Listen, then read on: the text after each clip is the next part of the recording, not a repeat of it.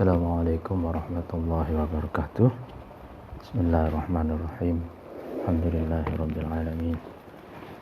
Bihi nasta'inu ala umuri dunya waddin. Wassalatu wassalamu ala asrofil anbiya'i wal mursalin sayyidina wa habibina wa syafi'ina Muhammadin wa ala alihi wa sahbihi ajma'in. Amma ba'du. Pada malam hari ini kita lanjutkan pengajian kitab Adabud Dunya Waddin. Sebelumnya mari kita membaca tawassul al-umul kitab ila hadratin Nabi Mustafa Muhammad sallallahu alaihi wasallam wa ala alihi wa ashabihi wa man tabi'ahum bi ihsanin ila yaumiddin wa ila hadratin jamil ulama'il amilin wal awliya'i was suhada'i was salihin wa bil khusus awliya tis'afi ardi Jawa Sunan Gunung Jati Sunan Kudus Sunan Muria Sunan Bonang Sunan Kalijaga Maulana Malik Ibrahim wa Surahim wa Surahim wa Dunyatim wa Qurabatihim wa ila khadatin jami'i masyayikhina wa masyayikh Ma'had Lirboyo wa Surahim wa Surahim wa Dunyatim wa ila khadatin abaina wa abaina wa ummahatina wa jadina wa jadatina wa jami'al muslimina wal muslimat wal mu'minina wal mu'minat ahya'i minhum wal amwat wa ila qadatin khususan muallif hadzal kitab Adabud Dunya Waddin Asy-Syaikh Abil Hasan Ali bin Muhammad bin Habib Al-Mawardi Al-Basri Asy-Syafi'i Al-Fatihah. A'udzu billahi minasyaitonir rajim. Bismillahirrahmanirrahim. Alhamdulillahi rabbil alamin. الرحمن الرحيم مالك يوم الدين إياك نعبد وإياك نستعين اهدنا الصراط المستقيم صراط الذين أنعمت عليهم غير المغضوب عليهم ولا الضالين آمين. Bismillahirrahmanirrahim.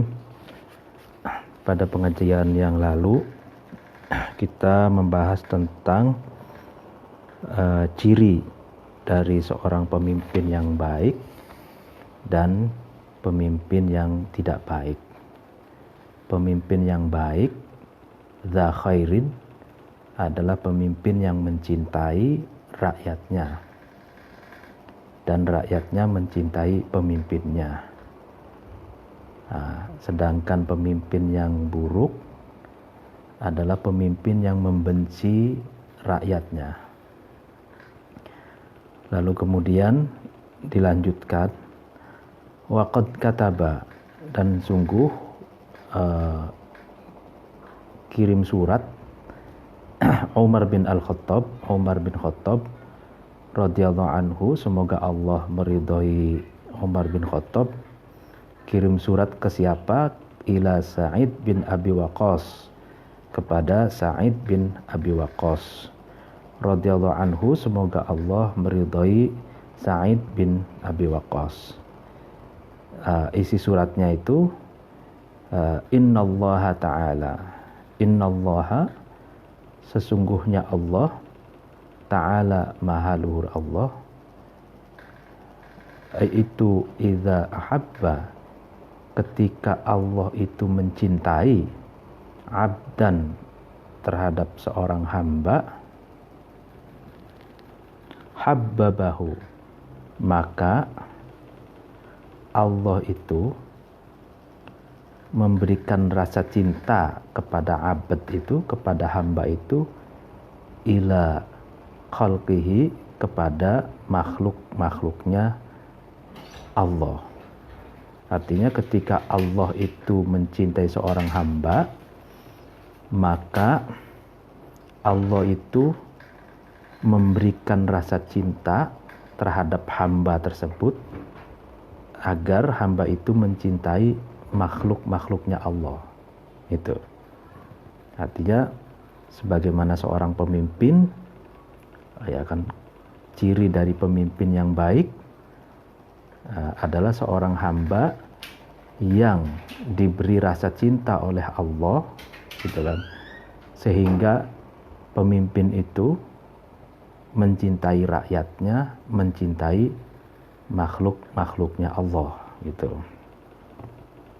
Jadi ketika seseorang mencintai sesama, mencintai hamba-hamba Allah, mencintai umat manusia, ya kan, itu pertanda bahwa Allah mencintainya, gitu. Ya fa'rif, maka ketahuilah kamu manzilataka terhadap pangkat atau kedudukan kamu minallahi dari sisi Allah Ta'ala Maha Luhur Allah. Bimanzilatika, ya, seperti kedudukan kamu minan nasi dari sisi manusia. Ya, karena itu katanya, ketahuilah kedudukanmu di mata Allah itu seperti kedudukanmu di mata manusia. Itu. Jadi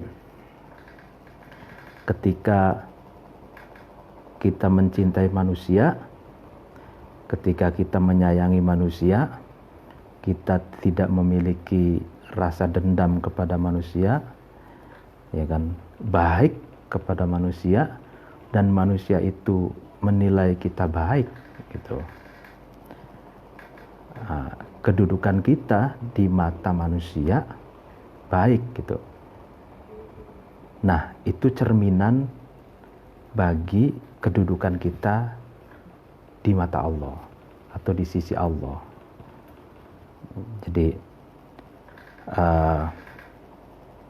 kedudukan kita di sisi Allah itu tercermin pada kedudukan kita di mata manusia, gitu. Apakah kita sebagai orang yang rendah, apakah kita sebagai orang yang baik, itu tergantung penilaian orang lain, penilaian manusia, dan kedudukan itu kalau menurut sahabat Umar itu mencerminkan, ya, kedudukan kita di hadapan Allah. Wa'lam, dan ketahuilah kamu, anna ma, sesungguhnya sesuatu, laka, bagi kamu, indallahi, menurut Allah, sesungguhnya apa yang kamu miliki menurut Allah, mithluma, itu seperti sesuatu, lillahi, ya, bagi Allah, indaka, ya kan, menurut kamu. Jadi apa yang kamu miliki, ya kan, di mata Allah, menurut Allah, itu seperti, ya kan, sesuatu yang Allah miliki menurut kamu, gitu. Jadi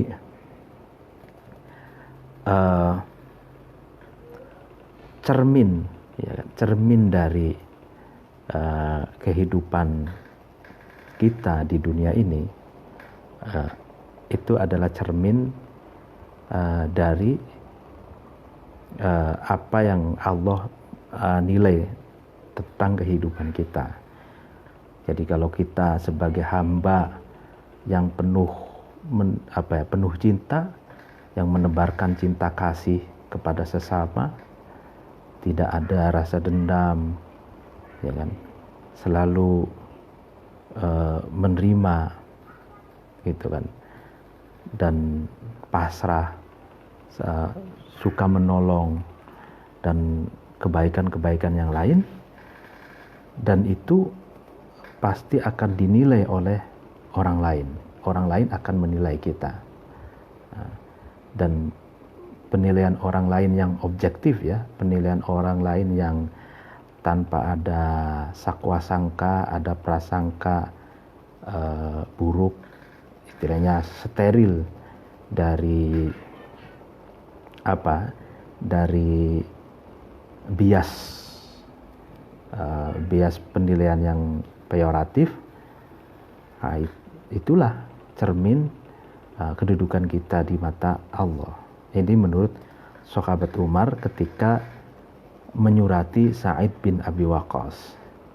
Artinya bahwa ini kan perkataan Umar ini sebagai dalil, sebagai argumentasi yang dikutip oleh penulisnya ini untuk menopang, untuk memperkokoh, untuk memperkuat pandangan tentang seorang pemimpin yang baik gitu. Jadi seorang pemimpin yang baik itu kan yang mencintai rakyatnya. Ya kan? Kalau pemimpin itu mencintai rakyatnya, maka rakyatnya pun mencintai pemimpin itu. Itu. Kalau demikian, maka Allah pun mencintainya. Sebab hakikatnya pemimpin yang mencintai rakyatnya itu pemimpin yang dicintai oleh Allah. Gitu. Cara Allah mencintai pemimpin adalah dengan memberikan rasa cinta kepada pemimpin itu agar pemimpin itu mencintai rakyatnya. Gitu. Jadi jadi memang surat Umar ini itu sifatnya universal, bisa dalam konteks apapun, gitu. Bisa relasi pemimpin dengan yang dipimpin, ya pemimpin dengan rakyatnya, relasi antar sahabat dengan keluarga, dengan umat manusia pada umumnya, gitu. Ya, cuman kalau dikontekskan, ya kan, dalam konteks kepemimpinan ya seperti itu. Ya. Fakana maka ada hadza. Inilah perkataannya Umar itu mudihan, yang menjelaskan lima nama kepada makna sesuatu karena yang kami sebutkan, ya kan, yaitu wa aslu hadza, ya kan, adapun aslinya atau pondasinya ya sahab, innallaha idza ahabba tadi, anna khasyatallahi, sesungguhnya takut kepada Allah, ya kan, tab'atsu, itu membangkitkan, ya kan, ala ta'atihi, atas taat kepada Allah, fi khalqihi, di dalam makhluknya Allah. Artinya kalau manusia takut kepada Allah, ya kan, maka rasa takut itu membangkitkan manusia untuk taat kepada Allah. Itu artinya membayangkan kalau tidak sholat, maka dia takut, gitu. Takut apa? Takut siksa, gitu kan, masuk neraka, takut. Nah itu takut, rasa takut itu sehingga menjadikan seseorang itu taat, jadi mematuhi perintah Allah, gitu. Kalau Allah memerintahkan sholat, kalau Allah memerintahkan zakat, gitu. Nah, jadi taat kepada Allah itu pada umumnya makhluk itu karena didorong oleh rasa takutnya kepada Allah. Maksudnya takut kepada Allah itu takut kepada siksanya, gitu. Nah, terus tab'atsu, rasa takut pun bisa membangkitkan ala mahabbatihi, atas mencintai Allah. Jadi takut kepada Allah itu selain dapat membangkitkan ketaatan kepada Allah, juga dapat membangkitkan rasa cinta kepada Allah. Jadi antara cinta dan takut, Itu. Jadi orang jatuh cinta saja misalkan, ya. Orang jatuh cinta itu sebetulnya bisa melahirkan rasa takut. Rasa takut pun bisa melahirkan cinta. Misalkan kita mencintai seorang istri, gitu. Nah, saking cintanya, gitu kan. Ketika istri meminta apapun, kita penuhi, gitu. Karena kalau kita tidak memenuhi keinginan istri, takut istri itu marah, gitu kan. Kita takut sama istri, makanya ada istilah suami takut istri, ya kan. STI. Rasa takut suami terhadap istri itu karena dia cinta, gitu. Cinta kepada istrinya, gitu. Nah, begitupun kita, itu menurut Imam Al-Mawardi ini, seseorang mencintai Allah, itu akan membangkitkan rasa takut, gitu. Rasa takut pun akan membangkitkan rasa cinta. Jadi saking cintanya kita kepada Allah sehingga kita tidak mau mengecewakan Allah, gitu kan. Sehingga sang kekasih kita yaitu Allah itu jangan sampai murka, gitu, ya kan? Sehingga kita mentaati apa yang Allah perintahkan, menjauhi yang Allah larang, gitu. Jadi rasa cinta dan rasa takut, cinta dan ketaatan, ya kan? Ini 3 hal yang tidak bisa dipisahkan, gitu. Jadi orang punya rasa cinta, maka dia akan melahirkan rasa takut. Takut mengecewakan sang kekasihnya, gitu kan. Ya kan. Lalu kemudian ya takut mengecewakan kalau dia tidak melakukan, tidak memenuhi apa yang diinginkan sang kekasih. Sehingga rasa cinta itu juga mendorong ketaatan, melahirkan ketaatan. Jadi agar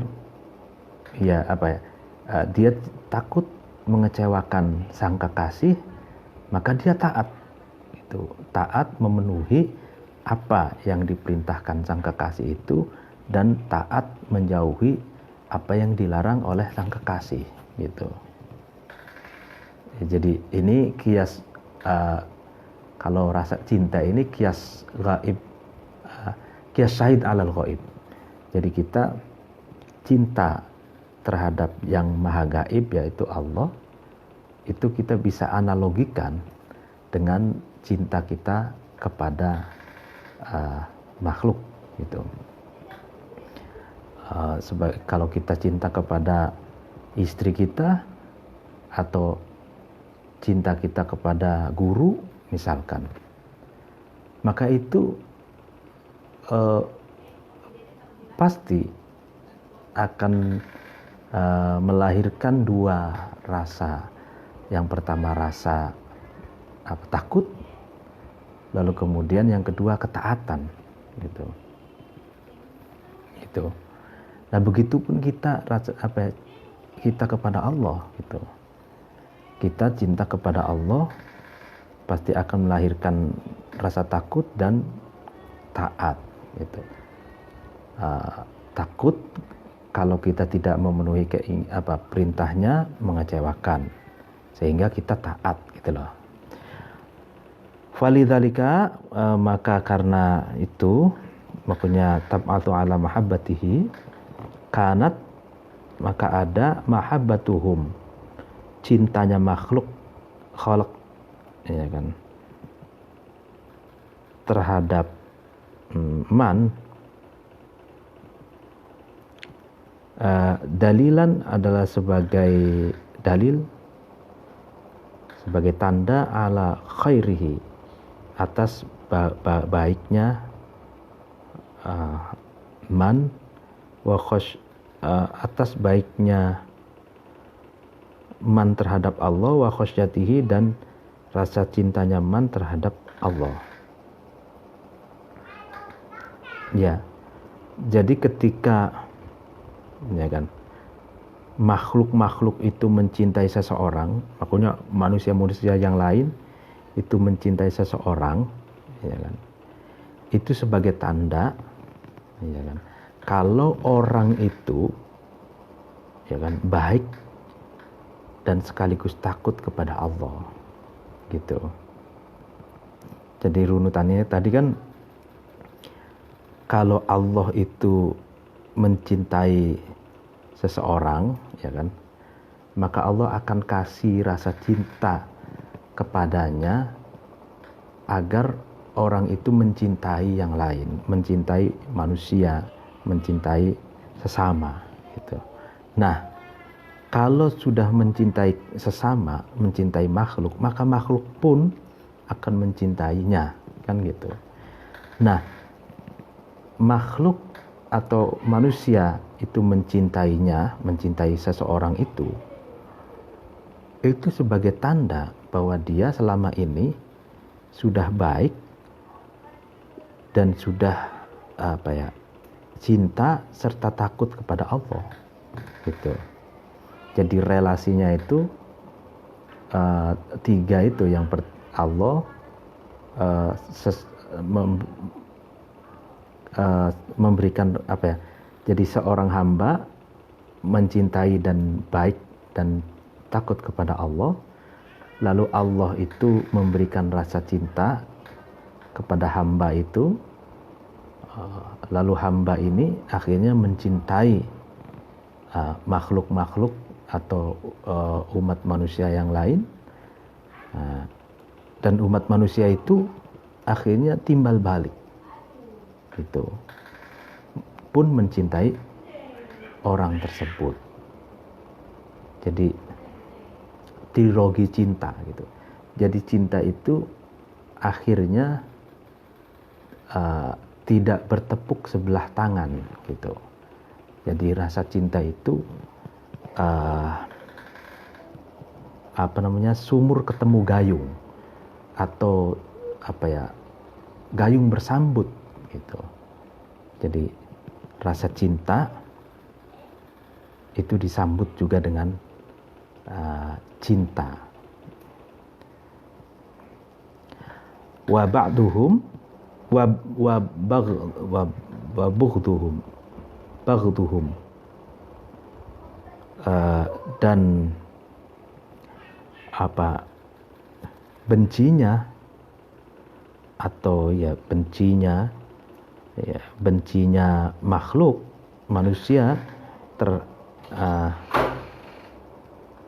maksudnya terhadap seseorang itu, dalilan adalah pertanda ala syarrihi, atas buruknya man, wa qillati muraqabatihi, dan sedikitnya mendekatkan diri man itu kepada Allah, ya kan. Pun sebaliknya, ketika manusia atau makhluk itu benci kepada seseorang itu adalah tanda bahwa dia buruk dan dia sedikit sekali melakukan pendekatan atau melakukan muraqabah kepada Allah, gitu. Jadi seseorang itu punya hubungan buruk dengan Allah, ya kan. Seseorang tidak atau kurang mencintai Allah, ya kan, sehingga orang itu memiliki rasa benci kepada makhluk-makhluknya Allah, gitu. Sehingga makhluk-makhluknya Allah atau manusia yang lain itu membencinya, gitu. Sehingga manusia yang lain membencinya itu pertanda bahwa dia buruk dan memiliki hubungan yang tidak baik dengan Allah, gitu. Wa qad qala, dan sungguh berkata Umar bin Al-Khattab radhiyallahu anhu, semoga Allah meridhai Umar bin Khattab, li ba'di khulafaihi, ini kepada sebagian pekerjanya atau sebagian perwakilannya Umar itu, khulafaihi itu. Jadi Umar bin Khattab itu kan Amirul Mukminin. Jadi beliau memiliki khulafa, memiliki perwakilan-perwakilan. Artinya perwakilan dalam bidang ekonomi, ya kan, tentang Baitul Mal, tentang zakat, lalu kemudian tentang berbagai persoalan itu sahabat Umar memiliki khulafa, memiliki perwakilan-perwakilan. Artinya memiliki para menteri lah kalau sekarang, atau memiliki perdana menteri atau wazir, gitu. Nah, apa yang dikatakan Umar? Umar memberi arahan kepada sebagian stafnya atau sebagian perwakilannya, usika, saya berwasiat kepada kamu, antaksha, hendaklah kamu takut Allah, kepada Allah, finnasi, ya kan, di dalam urusan manusia, wala taksha, dan janganlah kamu takut, ya kan, annasa, terhadap manusia, fillahi, di dalam masalah ibadah kepada Allah. Ini jadi arahan Umar bin Khattab kepada perdana menterinya, kepada sebagian perwakilannya, mengatakan saya berwasiat kepada kalian semua, ya kan, agar kalian takut kepada Allah, takut finnasi, dalam masalah manusia. Artinya seorang pemimpin, ya kan,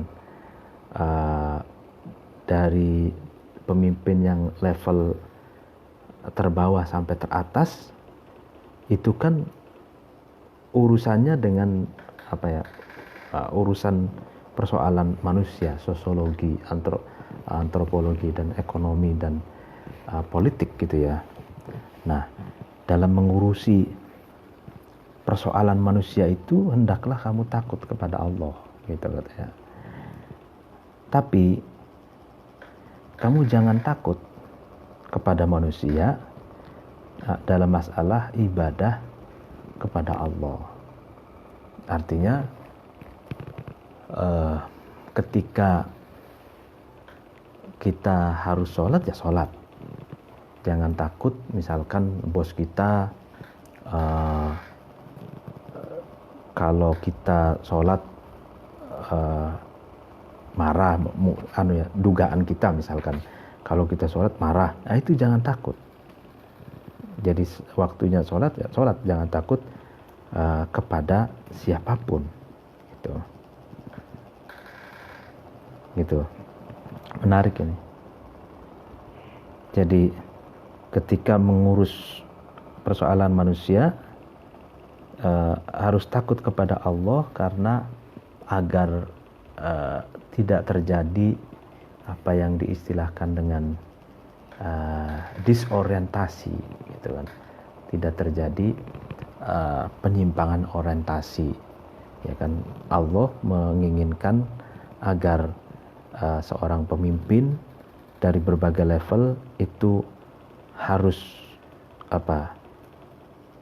kebijakannya adalah pro kemaslahatan masyarakat. Nah, jika seorang pemimpin takut kepada Allah, sehingga dia akan senantiasa on the track, gitu, senantiasa pro terhadap rakyat kecil, senantiasa merealisasikan kemaslahatan yang dirasakan oleh rakyatnya. Karena apa? Karena dia takut dan dia sadar bahwa tidak sedetik pun kehidupan dia lepas dari pantauan Allah. Setiap jam, setiap menit, setiap detik itu hidup senantiasa dipantau oleh Allah, sehingga dia on the track dan tidak terjadi disorientasi. Waqala, dan berkata Umar bin Abdul Aziz, ya kan? Umar bin Abdul Aziz ini juga seorang pemimpin besar umat Islam, li ba'di julasaihi, kepada sebagian teman, sahabat, pergaulan atau teman-teman duduknya Umar bin Abdul Aziz, gitu. Apa yang dikatakan Umar? Ini sesungguhnya aku akhofu, aku takut Allah terhadap Allah, bima, dengan sesuatu, taqalladtu, yang membebaniku. Jadi Umar bin Abdul Aziz kalau mendapatkan beban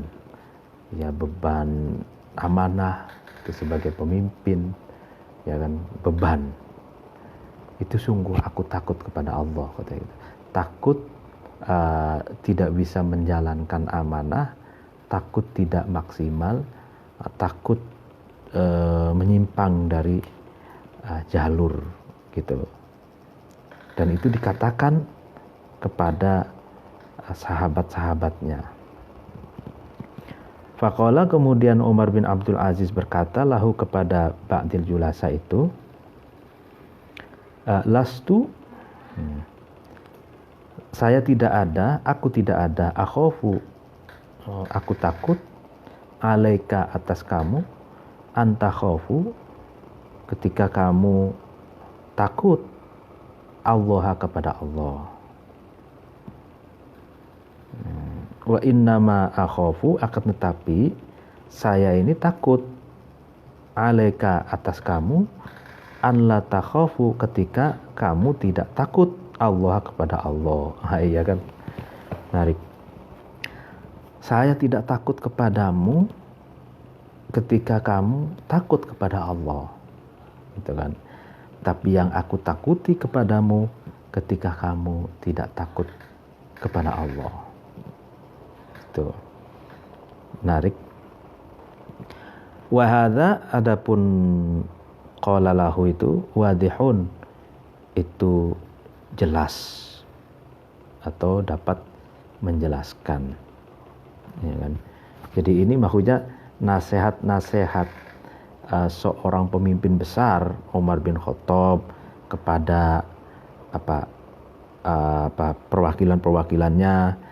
Umar bin Abdul Aziz berkata kepada sebagian sahabat-sahabatnya dalam merealisasikan kepemerintahannya itu. Nah, kenapa, katanya, Umar bin Abdul Aziz kan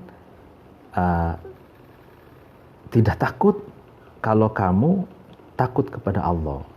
Justru yang aku takuti kepadamu ketika kamu tidak takut kepada Allah. Kenapa?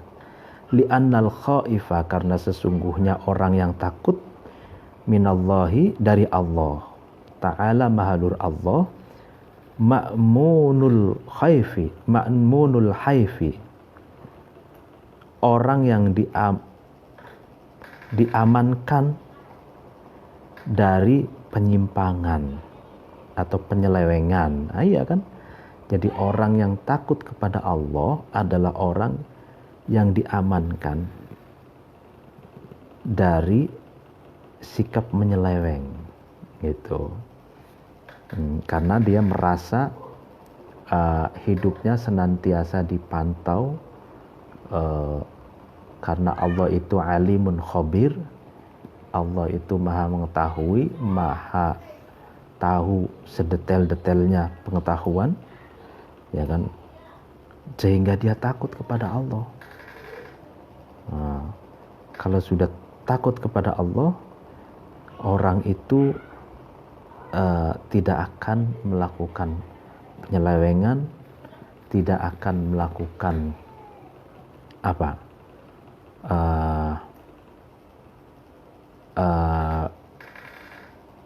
penyelewengan jabatan gitu ya.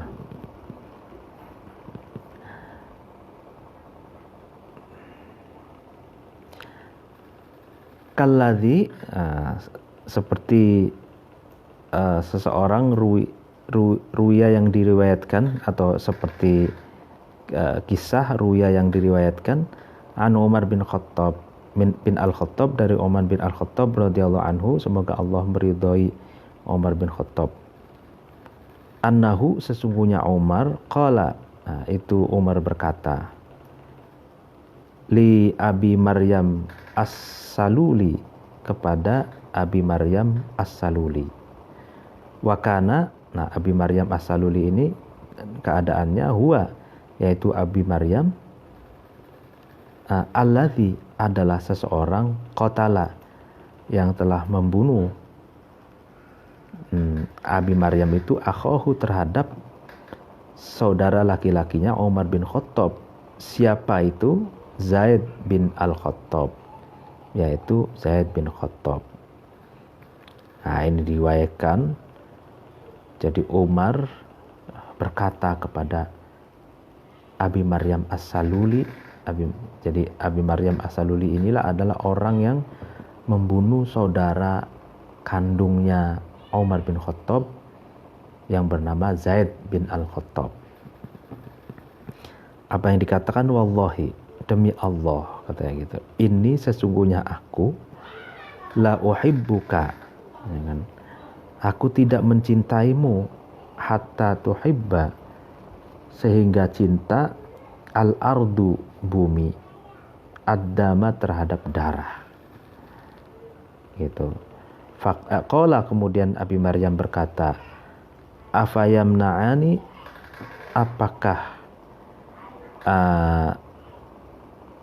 mencegahku, dalika, yaitu la uhibbuka, hakon, terhadap hak. Jadi rasa ketidakcintaanmu itu, ya kan, apakah adalah satu hak yang dapat mencegahku? Itu artinya, apakah kamu tidak mencintaiku itu karena ada hak yang sehingga kamu tidak mencintaiku? Qala, Umar bin Khattab menjawab, la, tidak. Qala, kemudian Abi Maryam itu berkata lagi, fala dhaira, maka tidak ada bahaya sama sekali. Innama ya Isa, sungguhnya memutus apa, zalika ini yaitu la uhibbuka itu, ala hubbin nisa'i, atas cinta terhadap perempuan. Nah, ini jadi ini menarik. Jadi kalau kita baca di dalam ayat itu kan orang kalau membunuh, nah itu kan sebenarnya urusan itu diserahkan kepada ahli waris yang terbunuh itu, ya kan? Nah, kalau ahli warisnya itu tidak memaafkan, ya kan? Dan harus dihukum pembunuh itu dengan hukuman yang setimpal, maka ya harus dibunuh. Karena dia membunuh, jadi i'dam, yaitu hukum eksekusi mati, ya kan? Seperti halnya kasus terorisme JW Marriott, Hotel JW Marriott, atau bom Bali 1, 2, ya kan? Itu kan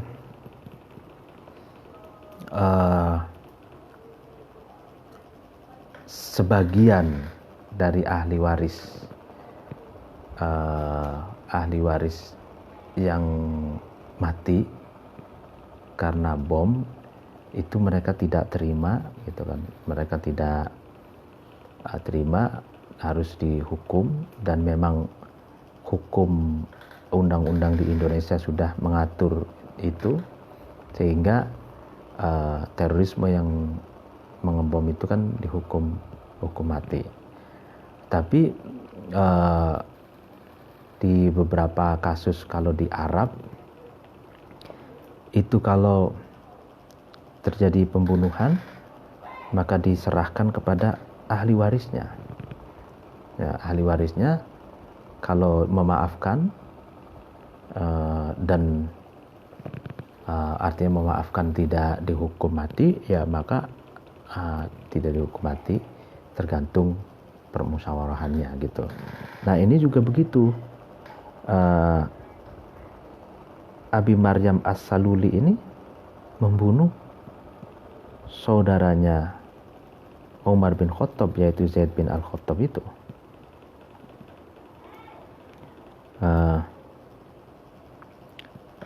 Jadi Umar bin Khattab itu tidak mencintainya, gitu, sampai bumi itu mencintai darah. Ya, jadi ya maksudnya ya darah dibayar dengan darah. Tetapi lalu kemudian dilanjutkan di sini,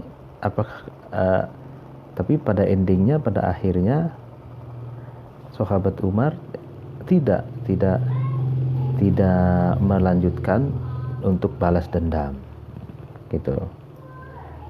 Jadi lebih kepada memaafkan, gitu kan.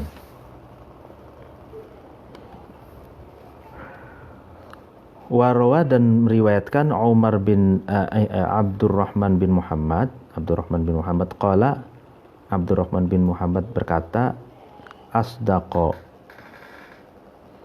memberi mas kawin atau mahar, Tolha bin Ubaidillah, yaitu Tolha bin Ubaidillah, Umma Kulthum binti Abi Bakar, terhadap Ummu Kulsum bin Abi Bakar, mi'ata alfi dirhamin, 100.000 dirham.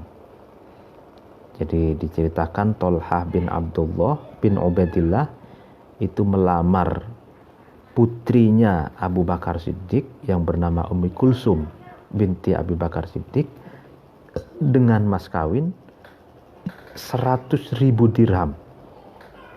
Itu uang yang sangat banyak pada masanya.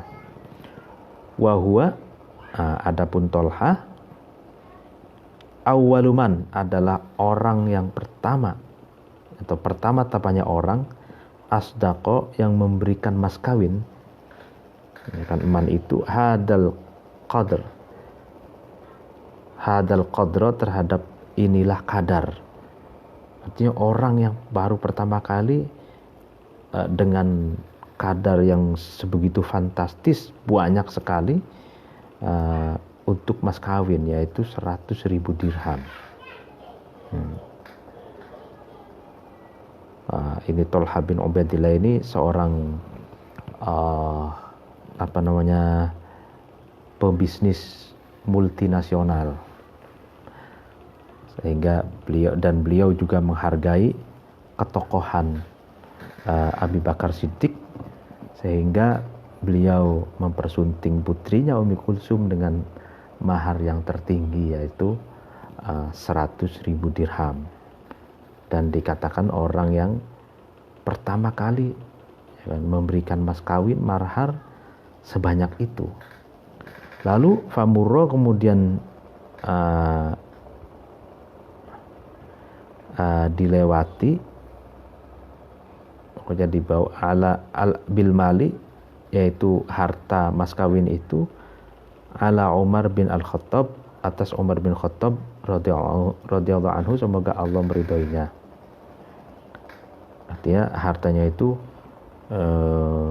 berjalan dibawa, lalu sampai diketahui oleh Umar bin Khattab harta sebanyak itu. Faqala, kemudian Umar bin Khattab berkata, apa ini? Hada, harta ini apa? Maksudnya harta untuk apa, punya siapa, untuk diberikan kepada siapa. Qalu, kemudian kaum itu berkata, Sodaku Ummi Kulsum ibnati Abi Bakar. Harta itu adalah mas kawin Ummi Kulsum, putrinya Abi Bakar. Faqala, kemudian Umar bin Khattab berkata, adkhiluhu, masukkanlah kamu sekalian terhadap harta itu baitul mali, terhadap baitul mal. Jadi gini, dulu itu kas negara, ya kan, kas negara atau hasil pajak, hasil atau zakat, ya kan, sodakoh, infak dan lain-lain, itu dimasukkannya baitul mal. Jadi baitul mal itu lembaga harta, ya kan, yang memanage keuangan umat manusia, umat Islam pada waktu itu, ya. Nah, kemudian fa'ukhbiro, kemudian diberi kabar bidzalika, tentang statementnya Umar tadi, Tolha. Jadi bahwa Umar bin Khattab memerintahkan agar uang itu dimasukkan ke Baitul Mal, itu diberi kabar kepada Tolha. Wakila, dan dikatakan lahu kepada Tolha, kalimhu, katakanlah kepada Umar, fidzalika, tentang harta itu, katakan bahwa itu adalah mas kawin saya untuk Ummi Kulsum, gitu. Faqala, kemudian Umar bin Khattab berkata, ma'ana, saya tidak bifa'ilin, orang yang melakukan. Lain kana, kalau ada, Umar yaro, mengetahui, lahu, bagi Umar, fihi, di dalam mal, haqqon, adalah terhadap hak, la yarudduhu, ya, yang Umar itu tidak mengembalikan harta itu likalami, karena ucapanku ini. Tapi wa in kana, dan ketika Umar itu ada, layaro, dia tidak tahu, fihi, di dalam mal itu, haqqon, sebagai hak, layaridannahu, maka Umar itu akan mengembalikan harta itu. Ya, jadi gini, ya, Umar itu kalau memang di harta yang sebanyak 100.000 dirham itu, ya kan, dia tidak tahu ada hak, maksudnya hak harta itu untuk dimasukkan ke Baitul Mal sebagai kas negara. Kalau memang tidak tahu, atau memang di situ tidak ada hak untuk diambil untuk Baitul Mal, ya maka Umar pasti akan mengembalikan gitu. Tapi kalau Umar itu tahu bahwa di dalam harta 100.000 dirham itu ada hak, pokoknya hak itu untuk hak untuk Baitul Mal untuk ditasarufkan ke umat Islam dan rakyat, ya la yarudduhu, maka dia tidak akan mengembalikan harta itu gitu. Jadi akhirnya ya diserahkan saja. Lalu kemudian Tolha itu berkata, falamma asbaha, maka ketika sudah masuk subuh pagi, Umar amaro, maka Umar itu memerintahkan bil mali untuk mengembalikan harta. Fadufi'a, kemudian dikembalikan harta itu ila Ummi Kulsum, kepada Ummi Kulsum. Ini menarik. Jadi ada orang punya uang banyak sekali, itu kan 100.000 dirham. Lalu kemudian untuk mas kawin, itu mas kawinnya saja gitu. Nah, lalu kemudian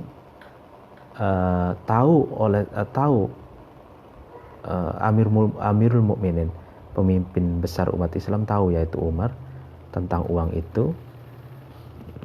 Lalu kemudian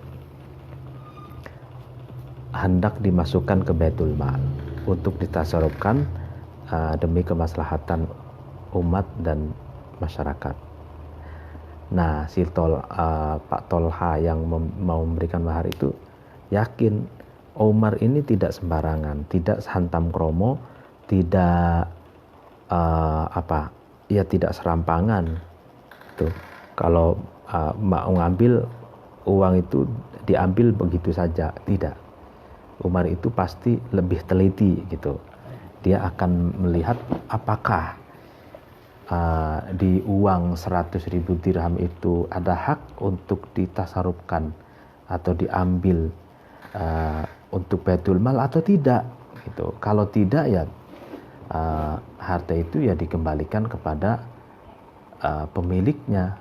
Dalam hal ini adalah Ummi Kulsum, karena harta itu adalah mas kawin Tolha untuk Ummi Kulsum gitu.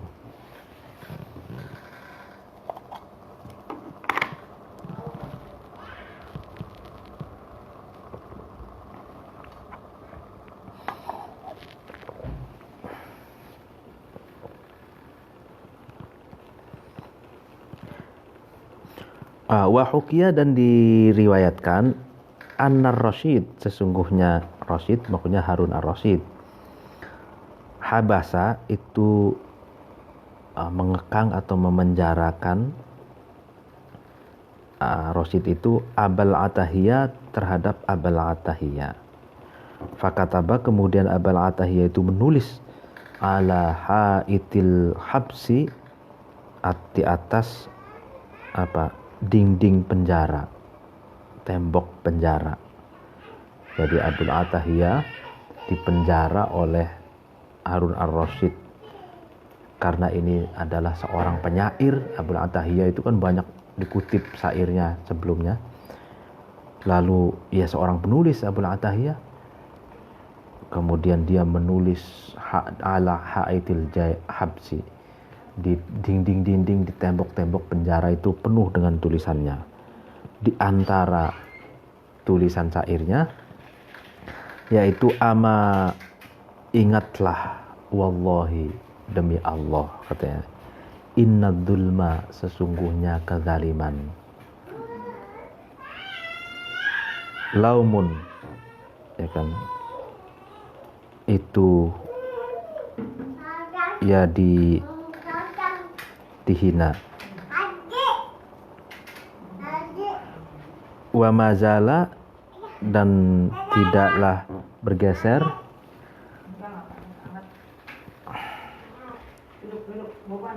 al-musi'u, orang yang berbuat buruk, huwa yaitu musi'u, adz-dzulumu, banyak menganiaya.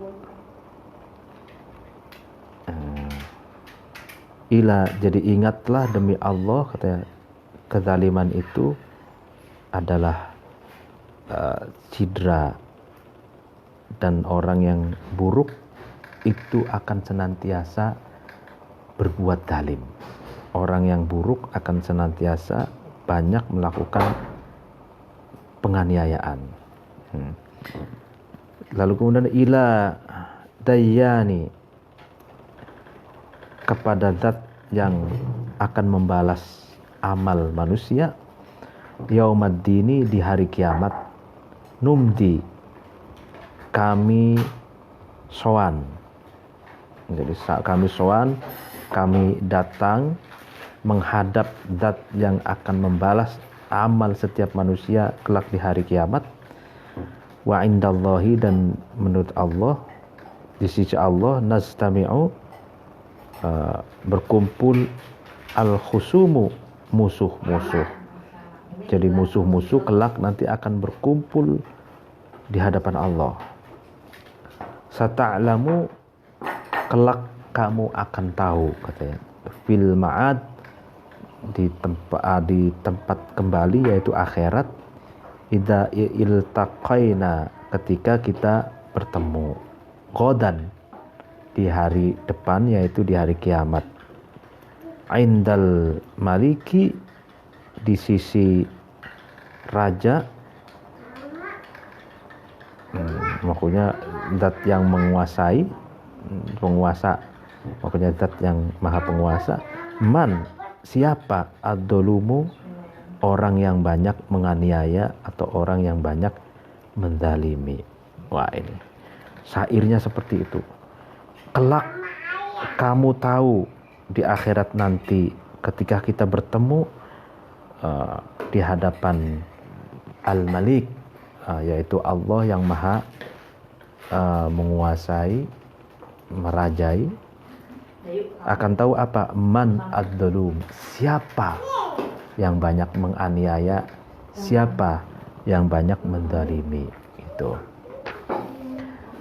Kemudian fa'ukhbiro, itu syairnya ditulis di dinding penjara. Fa'ukhbiro, kemudian diberi kabar ar-Rasyidu, ya kan, Harun ar-Rasyid, bidzalika, tentang syair, ya, tentang syair yang ditulis oleh Abul Atahiyah di dinding penjara itu. Fabaka, kemudian Harun ar-Rasyid itu menangis bukaan, dengan tangisan syadidan yang sangat kuat. Dan jadi Harun Rasyid mendapatkan kabar bahwa Abul Atahiyah itu menuliskan syair yang isinya itu menggugah dan memprotes keadaan, ya kan. Harun ar-Rasyid itu menangis histeris gitu. Wada'a, dan kemudian Harun ar-Rasyid itu mengundang Abul Atahiyah terhadap Abul Atahiyah. Fastahallahu, kemudian Harun ar-Rasyid itu menghalalkan atau membebaskan gitu Abul Atahiyah. Wa wahaba, dan justru Harun ar-Rasyid itu memberikan lahu kepada Abul Atahiyah alfa dinarin, terhadap 1000 dinar itu. Wa utalliqahu, dan Harun ar-Rasyid itu melepaskan Abul Atahiyah itu. Jadi setelah tahu syair yang isinya protes itu, ingatlah kayak gitu, kelak kita akan berjumpa di hari kiamat di hadapan Allah. Siapa yang benar, siapa yang salah, siapa yang banyak melakukan kezaliman. Nah, dengan syairnya Abul Atahiyah ini, tahu Harun ar-Rasyid itu ternyata ini salah tangkap gitu.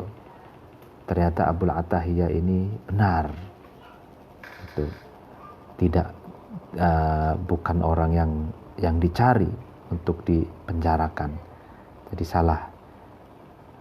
Sehingga Harun Rasyid menangis dan memanggil Abul Attahiyah dari penjara itu.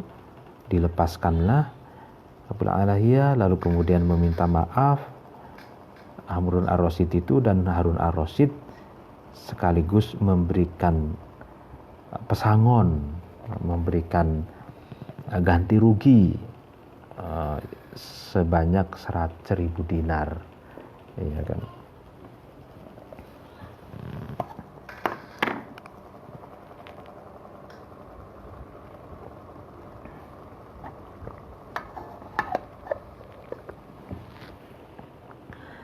Nah itu.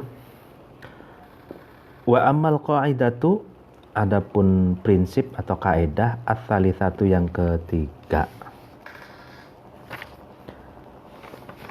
Jadi prinsip yang ketiga yang harus dipegang oleh pemimpin nasional, oleh pemimpin bangsa, adalah fahiyya, adapun qaidah ats-tsalisah ini adlun, adalah keadilan, syamilun, yang menyeluruh, keadilan yang menyeluruh, yad'u, yang mengundang atau menarik, syamil itu ilal ulfati, kepada kerukunan, kepada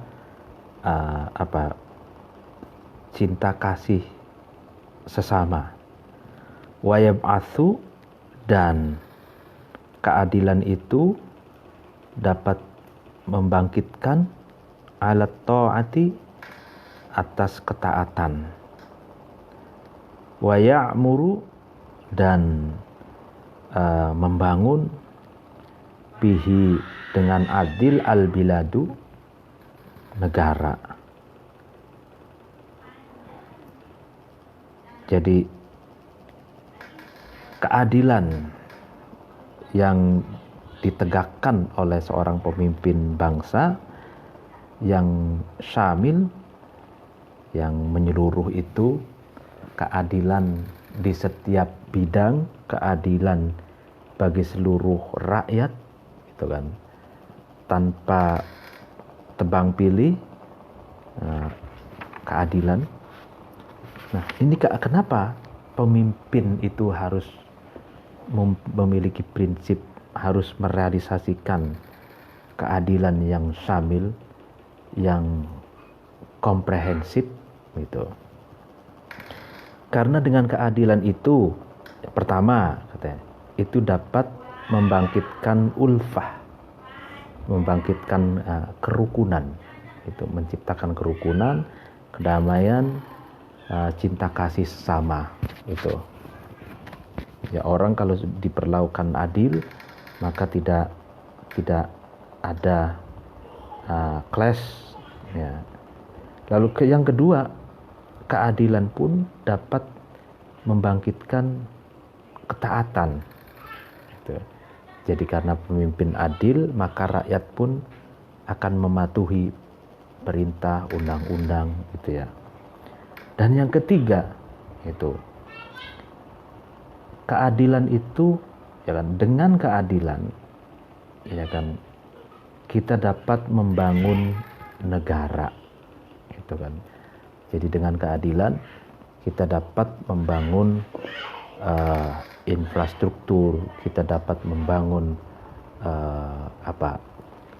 sumber daya manusia, kita dapat membangun berbagai aspeknya, sehingga negara ini bisa maju. Itu semua berlandaskan pada asas keadilan. Itu. Ini sesuai dengan Pancasila ini, keadilan sosial bagi seluruh rakyat Indonesia. Nah, ini adlun syamilun, ya kan. Jadi keadilan ini banyak sekali efek positifnya, itu, ya kan. Lalu kemudian itu kan 3 ya. Wayanmu ya, dan mengembangkan bihi dengan adil, dengan keadilan itu al-amwalu, harta. Itu kan. Yang keempat, fungsinya keadilan bagi pemimpin adalah dengan keadilan harta itu bisa dinamis, ekonomi bisa kuat, ya kan, ekonomi bisa stabil, tidak terjadi krisis moneter, gitu kan. Nah, artinya apa? Keadilan ekonomi, gitu. Jadi keadilan ekonomi, seluruh rakyat memiliki kesempatan, gitu kan, berwirausaha, ya kan, memiliki kesempatan mengembangkan ekonomi, berinvestasi, lalu kemudian pemerintah, gitu kan, memiliki asas keadilan sehingga tidak terjadi krisis moneter, ya kan, dan ekonomi semakin kuat, semakin maju. Nah, ya kan, itu dampak dari keadilan. Lalu kemudian wayak suru, dan memperbanyak ma'ahu, bersama adil itu, an-naslu, keturunan. Artinya bonus demografi kalau bahasa sekarang ya. Jadi kita memiliki banyak penduduk, ya kan. Nah, kalau berlandaskan keadilan, ya kan, maka bagaimana kita memaksimalkan dunia industri kreatif, industri digital, lalu kemudian kekayaan alam itu bisa dimaksimalkan, pertanian, perkebunan, dan berbagai potensi-potensi keuangan yang ada di negara disupport oleh keadilan yang ditegakkan oleh pemerintah, ya kan, sehingga bonus demografi ini akan bisa dimanfaatkan sebaik mungkin. Wayak manu, dan aman, ya kan, bihi dengan adil itu asultonu, sultan. Artinya dengan keadilan itulah seorang pemimpin bisa aman, gitu kan. Kenapa misalkan ada reformasi, lalu ada tuntutan KKN dulu ya 98, ya itu kan karena lalu kemudian jatuh, gitu kan, orde baru jatuh, ya itu karena ketidakadilan, ya kan. Ekonomi hanya konco saja, keluarga saja, kemudian kolusi, nepotisme, itu kan tuntutannya, itu kan, sehingga sekuat apapun sultan, sekuat apapun pemerintah, kalau tidak adil, ya dia tidak aman. Artinya tidak aman, berarti dia bisa tumbang, gitu.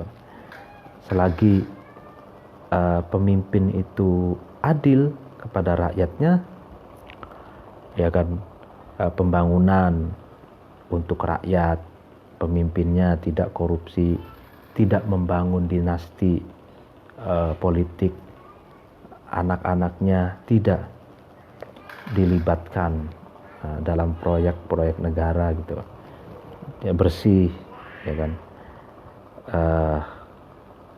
Nah itu, dan proyek-proyek negara, program-program negara itu mengalir sepenuhnya ke masyarakat, bukan ke keluarganya atau ke kantong pribadinya. Nah, kalau demikian, pemimpin yang adil semacam ini, dia akan aman. Artinya aman, tidak akan lengser gitu. Faqad qala, kemudian sungguh berkata Al-Hurmuzan, Hurmuzan. Nah, ini Hurmuzan ini seorang pemimpin Persia. Li Omar, kepada Omar, hina ra'ahu, ketika Hurmuzan itu melihat Umar, waqad nama, dan Umar itu tidur, mutabadzilan, ya kan, dalam keadaan malu. Artinya gini, Hurmuzan itu melihat Umar tidur, gitu kan. Tapi Umar sendiri malu, kelihatan dia lagi tidur. Tapi Hurmuzan ini menyanjung, mengapresiasi Umar dengan berkata gini, adalta, kamu sudah berlaku adil. Fa'amanta, maka kamu aman, ya kan. Fanimta, lalu kemudian kamu bisa tidur nyenyak. Gitu kan. Adalta, fa'amanta, fanimta. Tuh. Jadi kamu sudah berbuat adil, kamu aman. Artinya aman, kamu tidak bisa dilengserkan, kamu tidak bisa dioposisi, nah, ya kan? Dan kamu, karena itu kamu bisa tidur nyenyak, kayak gitu. Artinya sebaliknya, kalau pemimpin tidak adil, dia tidak aman dan tidak bisa tidur nyenyak, itu kan.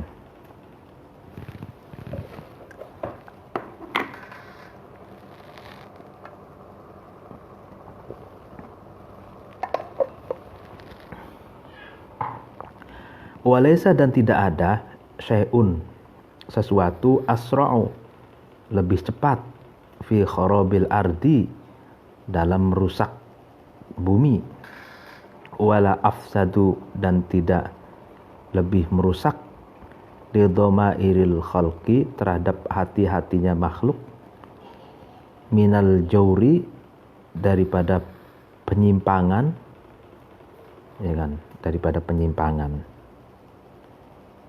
Li'annahu, karena sesungguhnya jur, laisa, tidak ada, yakifu, berhenti, ala haddin, pada batasan, walayantahi, dan tidak tidak selesai, ila ghayah, pada satu tujuan. Artinya gini, tidak ada sesuatu yang lebih cepat dalam merusak bumi ini, dan tidak ada yang lebih cepat merusak hati-hati manusia daripada penyelewengan jabatan. Jadi penyelewengan itu adalah sesuatu yang paling cepat merusak bumi dan merusak hati. Karena apa? Penyelewengan itu tidak ada batasnya. Artinya dia akan kecanduan, tidak pernah berakhir, gitu. Jadi layantahi ila ghaya, dia akan terus-terusan kecanduan, gitu. Jadi walikulli juz'in, bagi setiap juz, bagian, minhu, dari setiap juz, minhu, dari jur, qistun, bagian, minal fasadi, dari kerusakan, hatta yastakmilu, sehingga jur itu menyempurnakan terhadap fasad, ya kan? Ya, artinya bahwa penyelewengan jabatan itu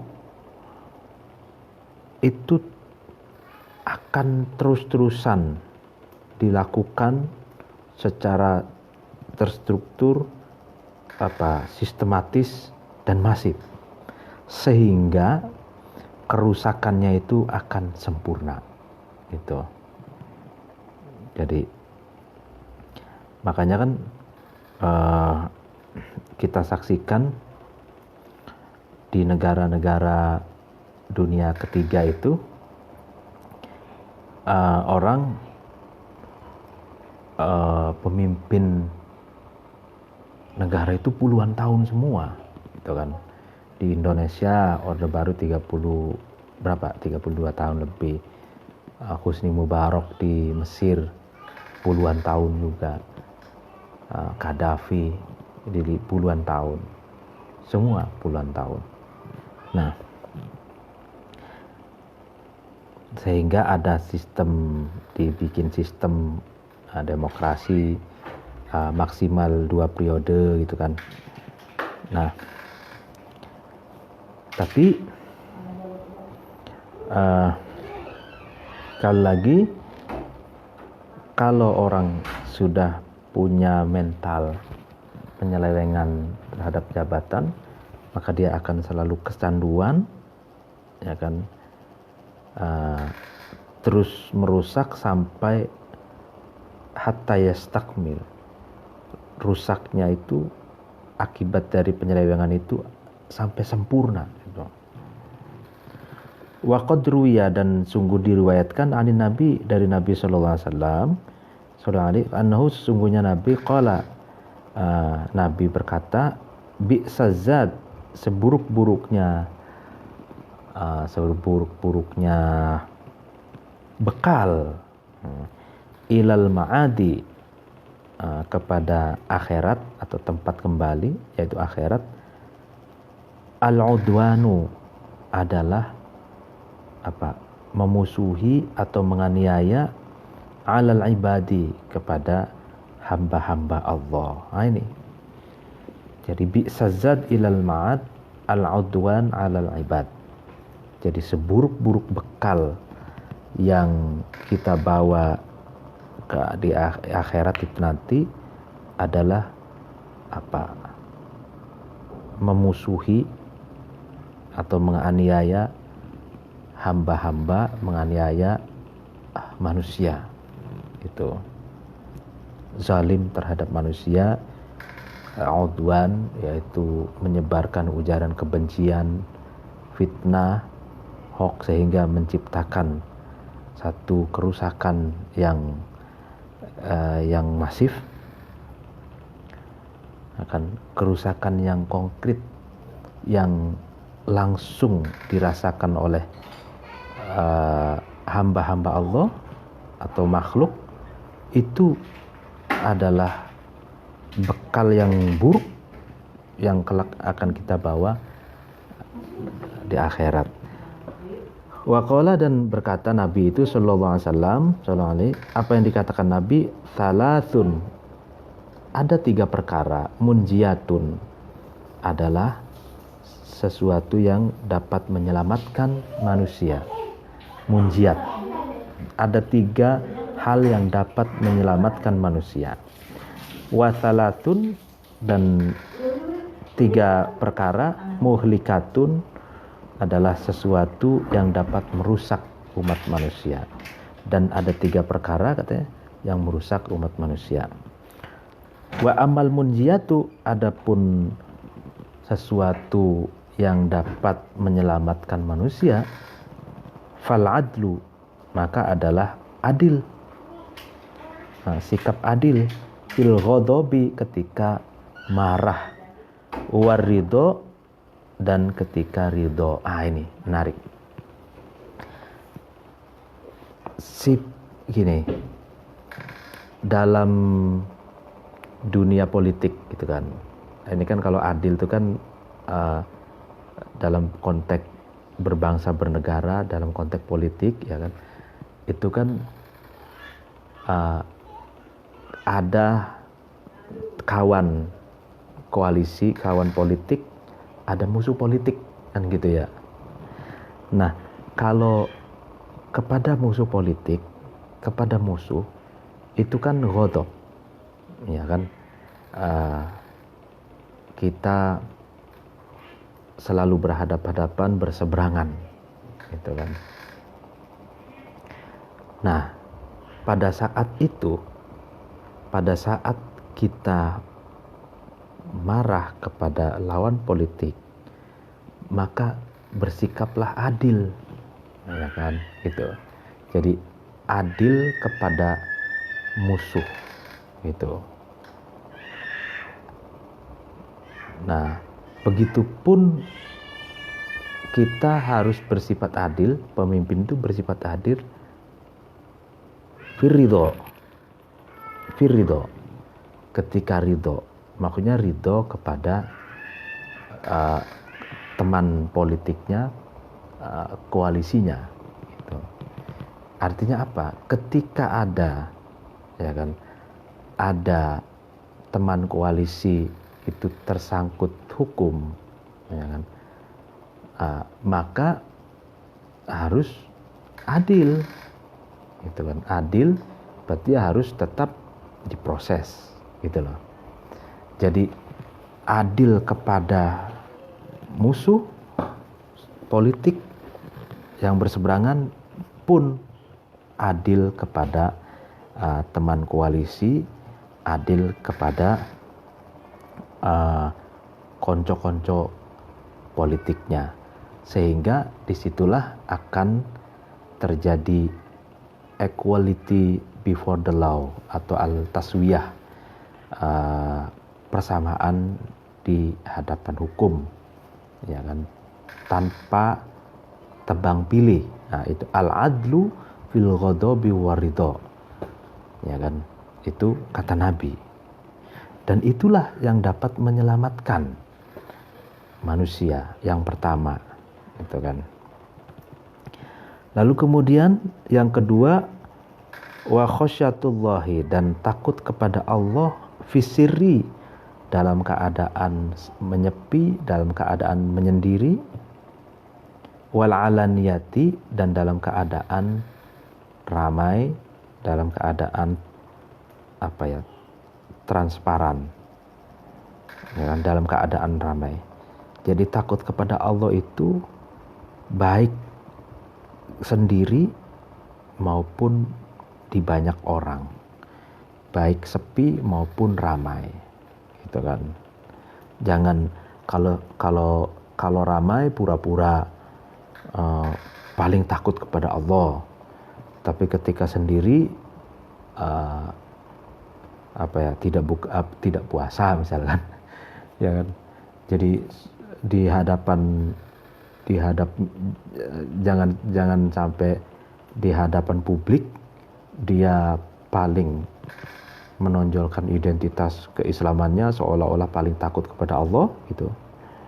Tapi ketika sendirian justru dia tidak puasa misalkan, dia tidak sholat, dia tidak, ya itu kan tandanya kalau begitu kan dia tidak takut kepada Allah ketika sendirian, tapi dia takut kepada Allah ketika di depan publik, gitu. Nah, itu tidak boleh, tidak begitu. Yang dapat menyelamatkan al-munjiyat adalah khasyatullah fis sirri wal alaniyah. Dalam keadaan apapun, sendirian, sepi, rame, banyak orang, sedikit orang, tidak ada orang, tetap takut kepada Allah, karena Allah senantiasa memonitoring, Allah senantiasa tahu setiap inci gerak-gerik kita, gitu. Yang ketiga, wal qasdu. Qasdu ini maksudnya berbuat sedengan, tengah-tengah, fil ghina, ketika kaya, wal faqri, dan miskin. Jadi sedang-sedang saja, ya kan. Ketika kaya tidak sombong, ketika miskin tidak nelangsa atau tidak tidak gerundel terus gitu ya. Nah, itu 3 yang dapat menyelamatkan manusia. Lalu kemudian wa amal muhlikat, adapun hal-hal yang dapat merusak manusia, yaitu syuhun, pelit, muta'un, yang diikuti. Jadi pelit kepada fakir miskin, kepada anak yatim, kepada jompo gitu kan. Lalu kemudian wahawa, dan hawa nafsu, muttaba'un, yang diikuti. Nah, jadi hawa nafsu yang senantiasa diumbar, diikuti, itu dapat merusak. Tuh. Apalagi ketika sedang berpuasa. Ya, puasa itu kan al-imsak, mengekang, ya kan? Mengekang diri untuk tidak makan dan minum, mengekang diri untuk tidak berhubungan suami istri, mengekang diri dari amarah, ya kan? Mengekang diri dari berbagai hal-hal yang buruk, gitu kan? Makanya kalau orang yang sedang berpuasa tapi terus mengumbar hawa nafsunya, ya kan, mengikuti hawa nafsunya, ya, maka orang itu tidak mendapatkan apa-apa puasanya kecuali haus dan lapar, gitu. Ya. Jadi justru, ya kan, substansi atau spirit puasa itu adalah menahan diri, menahan hawa nafsu kita, agar hawa nafsu kita itu tidak diumbar, agar hawa nafsu kita ini dikekang, gitu, sehingga kita menjadi manusia yang baik, gitu. Nah, kalau hawa nafsu muttaba yang diikuti itu muhlikat, ya, termasuk sesuatu yang dapat merusak diri, merusak orang lain, merusak lingkungan, merusak fasilitas umum, merusak alam semesta dan lain sebagainya, gitu kan. Jadi kalau hawa nafsu terus diikuti, itu muhlikat, kata Rasulullah, itu merusak, yang merusak diri, merusak lingkungan, merusak fasilitas umum, merusak manusia, dan lain sebagainya, gitu. Nah, lalu kemudian wa i'jabul mar'i, dan yang ketiga, hal-hal yang muhlikat yang merusak diri itu adalah bangga diri binafsihi, terhadap dirinya mar'i, ujub, ya bangga diri, itu kata Nabi, ya. Lalu kemudian wahukia, dan diriwayatkan annal Iskandar, Raja Iskandar, Alexander the Great ini, qala, Iskandar berkata li hukama il Hindi, kepada para filosof negara India. Jadi India ini kan salah satu peradaban tua, India, Persia, Romawi, Nusantara, ya kan. Alexander the Great ini adalah seorang raja yang memiliki guru para filosof Yunani, ya Aristoteles diantaranya. Jadi senang berdiskusi. Raja Iskandaria berkata kepada para filosof India, wa qad ra'a, dan Al-Iskandar ini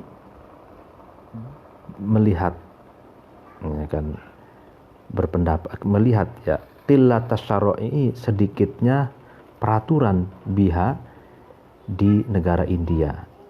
Jadi Iskandar itu melihat kok sedikit peraturannya di negara India itu. 5, kenapa? Sorot menjadi sunanu biladikum, undang-undang negara kamu sekalian, menjadi qalilatan, sedikit. Kenapa?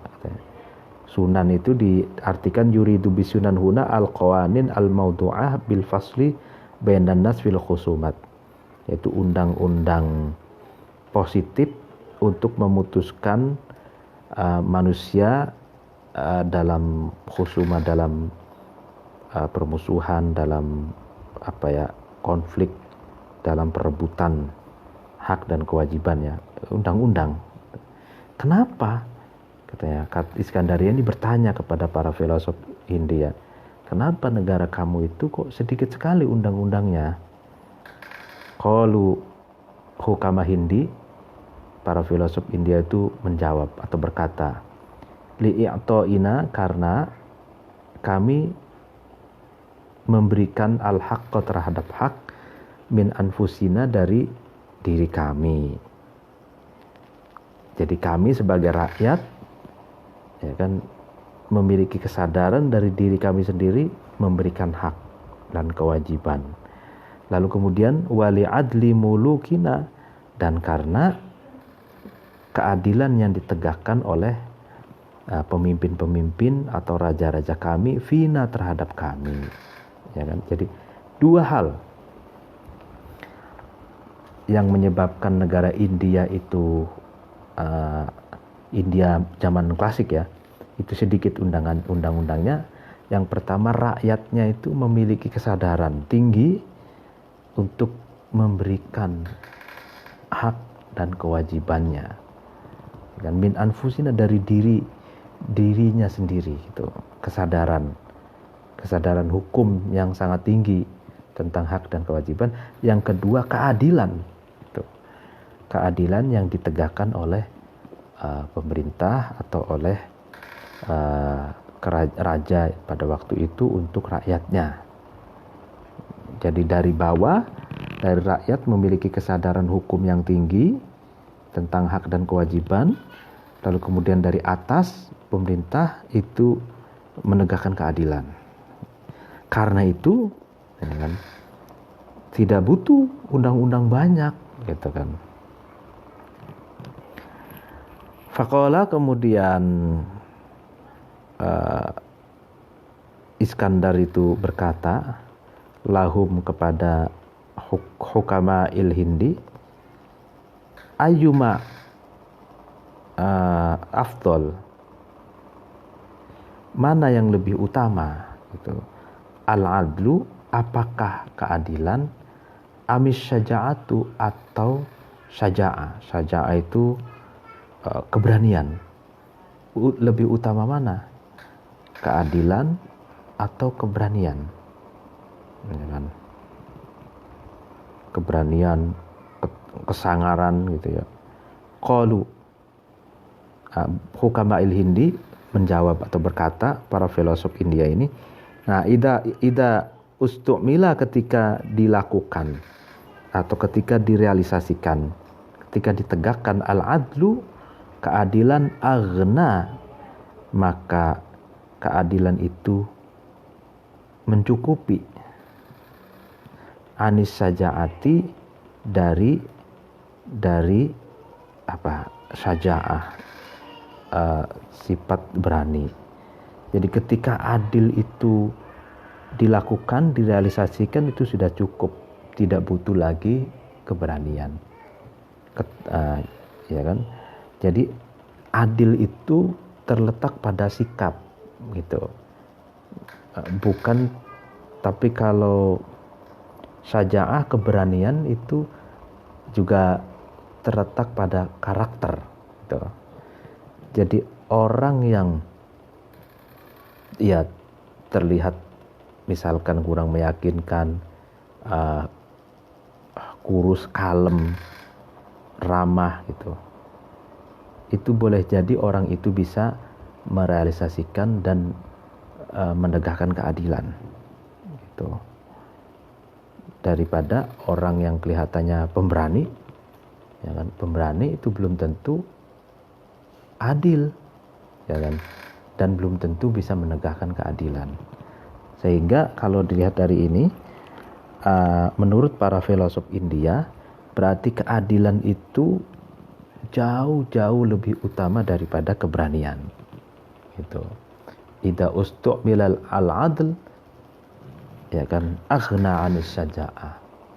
Ketika sudah melakukan, merealisasikan keadilan, tidak dibutuhkan lagi keberanian. Gitu. Jadi adil di atas segalanya, karena kalau adil itu berarti sudah pasti berani. Ya, berani menegakkan keadilan. Tapi kalau berani belum tentu adil, gitu kan.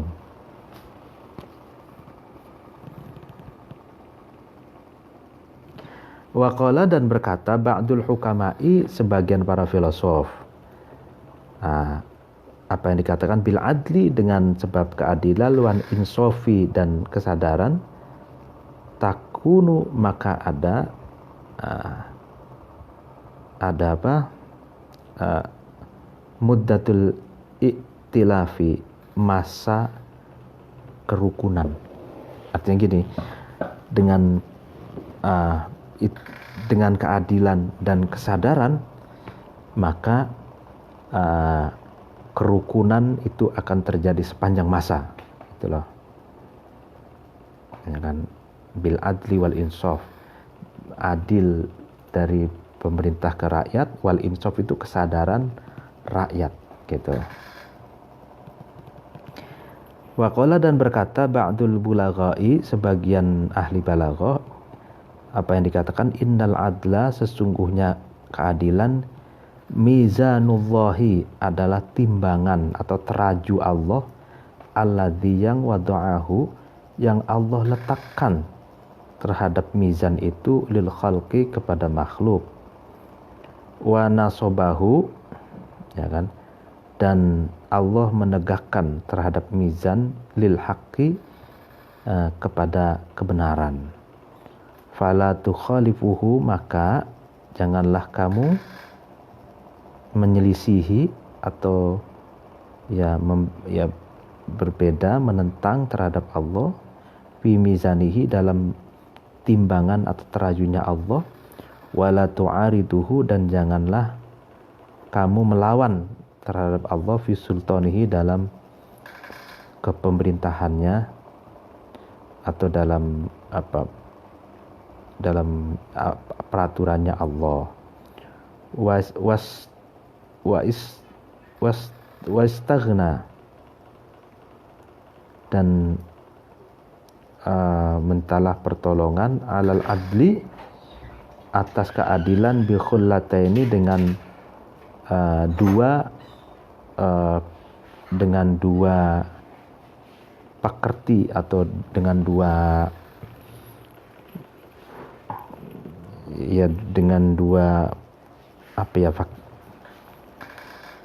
hal lah, ya, yaitu yang pertama qillati ta'am, sedikitnya makan, wa qatatil wara, dan banyaknya wirai, ya kan.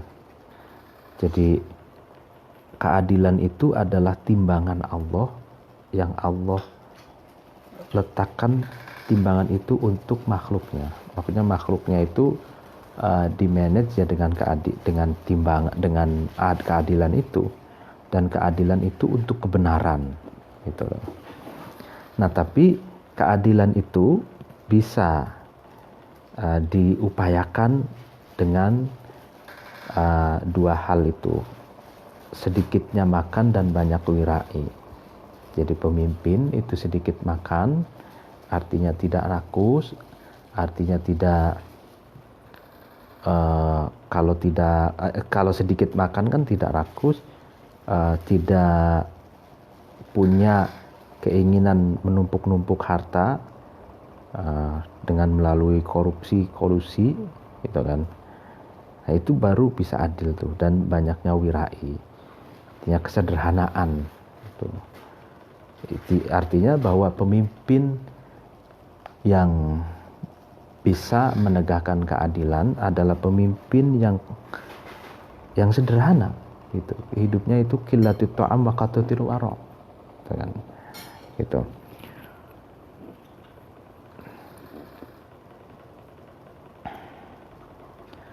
Fa idza kana, maka ketika ada al-adlu, keadilan, min ikhdail qawaidid dunya, dari salah satu pondasinya dunia, allati yang la intidama, yang tidak akan teratur sama sekali, laha, dunia, illa bihi, kecuali dengan keadilan. Wala solaha, dan tidak ada kebaikan sama sekali, fiha, di dalam dunia, illa ma'ahu, kecuali bersama keadilan.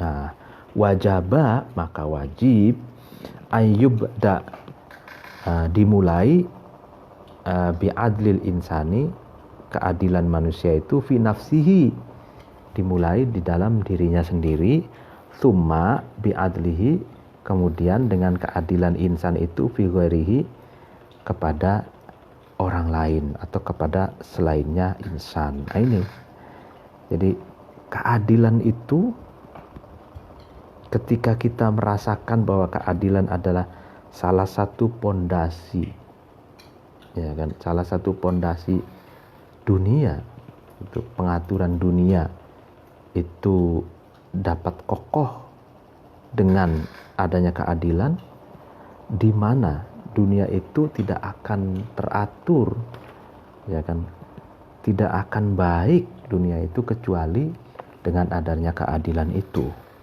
Ya, maka, ya kan, manusia itu harus melatih dirinya terlebih dahulu untuk adil, sejak dari pikirannya, adil terhadap dirinya sendiri, adil terhadap keluarganya, adil terhadap sahabat-sahabatnya, lalu kemudian adil pada masyarakat, adil kepada rakyatnya, gitu kan.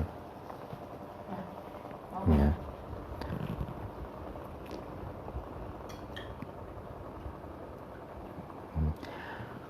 Fa amma adluhu, maka adapun adilnya insan,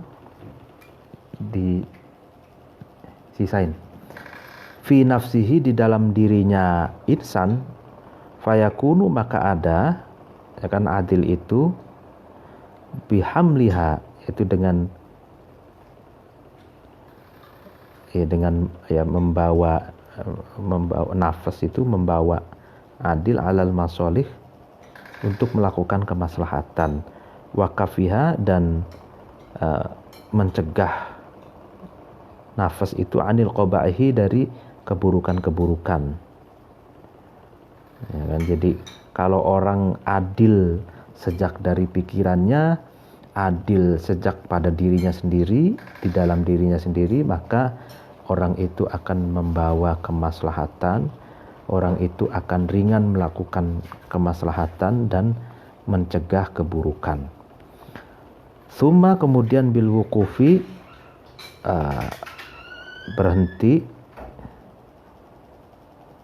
ya kan, fi akhwaliha, dalam keadaan-keadaannya nafas itu, ala a'dalil amroini, atas lebih,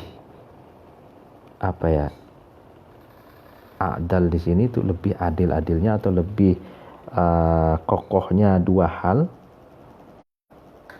Berhenti dari apa? Min tajawuzin, dari melewati batas, atau taksirin, atau reduksi, atau sembrono. Ya, jadi karena itu adil sejak dirinya sendiri itu akan berhenti dari tajawuz, sikap melewati batas atau taksir, atau mengurangi, mereduksi, atau sembrono, gitu. Fa inna tajawuza, maka sesungguhnya melewati batas, fiha, di dalam ahwal, dalam jaurun, itu penyimpangan, ya kan. Wat taksir, adapun taksir, sembrono, atau mereduksi dari batasan, fiha, di dalam ahwal, dzulmun, adalah kezaliman.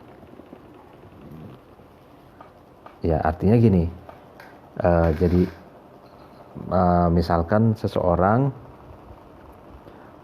punya job, ya kan, punya pekerjaan, ya kan. Nah, godaannya itu dua. Apakah pekerjaan itu dilakukan secara proporsional, tepat, dan sesuai dengan hak dan kewajiban, gitu kan. Nah, kalau demikian maka itu benar. Tapi godaannya dua. Apakah kalau misalkan ya, kalau dengan job atau pekerjaan itu melewati batas berarti kan penyimpangan, ya kan. Atau taksir, atau job itu mestinya dilakukan secara maksimal, tidak dilakukan secara maksimal. Misalkan targetnya adalah 8, tapi hanya dilakukan 4, itu kan, itu zalim. Ya kan. Makanya dalam kalau saya menganalogikan tuh, bekerja itu seperti logikanya ibadah gitu.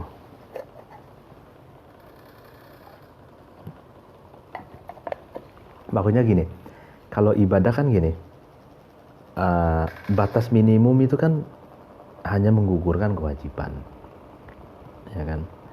Lalu kemudian lebih baik lagi, selain menggugurkan kewajiban, lalu sunnahnya dilakukan, ya kan. Lalu selain sunnahnya dilakukan, afdoliyahnya dilakukan. Nah, ini maksimality gitu, maksimal. Begitupun bekerja gitu. Kalau bekerja hanya untuk ya menggugurkan, ya ini ala kadarnya saja gitu. Sehingga nanti hasil kerjanya itu dilihat orang gitu. Oh, ini kerjanya ini tidak maksimal, ya kan. Oh, ini kerjanya ini ya maksimal tapi belum maksimal sekali, gitu kan. Oh, kerja ini maksimal sekali. Sama seperti orang ibadah itu kan, ibadah hanya menggugurkan kewajiban atau ditambah dengan sunnahnya, berarti kan itu maksimal. Kalau maksimal sekali ditambah juga dengan afdoliyahnya, kan gitu. Faman, adapun seorang zalama itu zalim, menganiaya, man itu nafsahu terhadap dirinya, fahuwa, maka adapun man itu li ghairihi kepada selainnya man, adlamu itu akan lebih zalim lagi. Dia kalau terhadap dirinya saja zalim, ya kan, maka dia kepada orang lain itu akan jauh lebih zalim lagi.